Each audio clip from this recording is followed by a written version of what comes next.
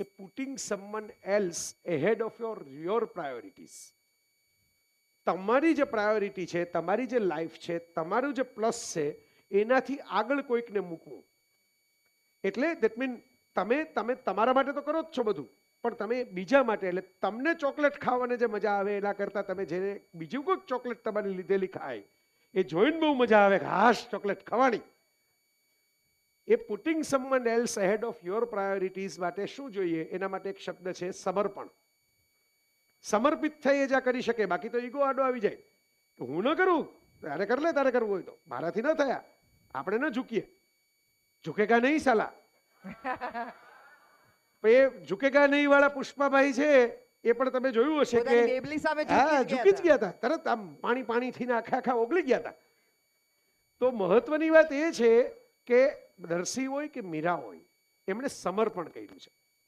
પોતાની પ્રાયોરિટી નથી જોઈ, પણ પોતે જેમને ઈશ્વર માન્યા, પોતે જેમની ભક્તિ કરી, એની પ્રાયોરિટી ચેક કરી કે મારે એમ. એટલે નરસિંહે એવું નથી કહ્યું કે મારું સારું જ થવું જોઈએ.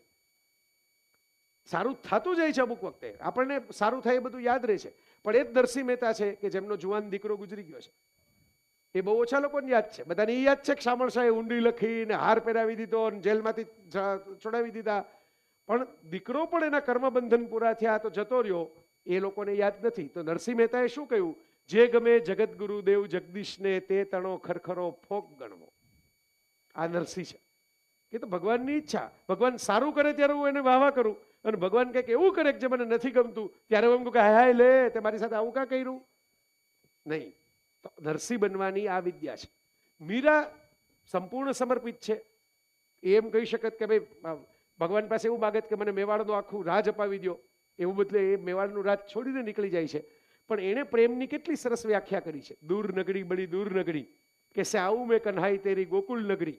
એ ક્યારેક સાંભળજો, યુટ્યુબમાં બધે ઓનલાઈન પડેલું છે, સાંભળશો તમને ખ્યાલ આવે. ધીરે સે ચલું તો દેર મોહે લાગે.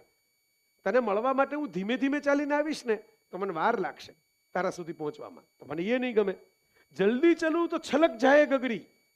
માથે મટુકી મૂકેલી છે પાણીની, અને દોડીને મળવા કાનુડાને જવું છે, અને જલ્દી ચલું તો છલક જાય ગગરી, તો મટુકી તૂટી જાય છે.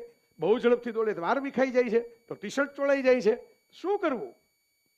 આ કન્ફ્યુઝન જે થાય ને, સ્વીટ કન્ફ્યુઝન ઓફ લવ છે. મીરાનો આ પ્રેમ હતો.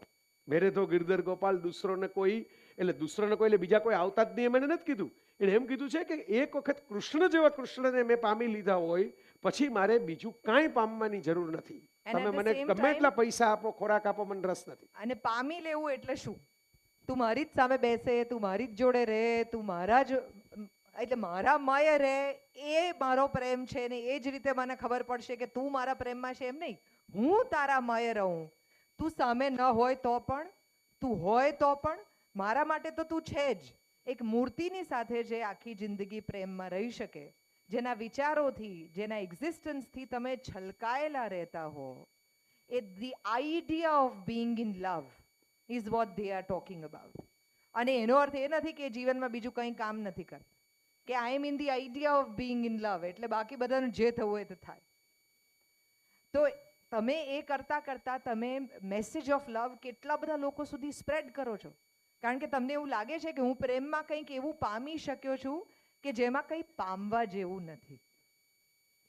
એટલે એ મેસેજ આટલા બધા લોકો સુધી તમે સ્પ્રેડ કરી રહ્યા છો, એ કેટલું મોટું કામ છે. સો એ બંને વાત એ બંને પાસેથી શીખવા જેવી છે.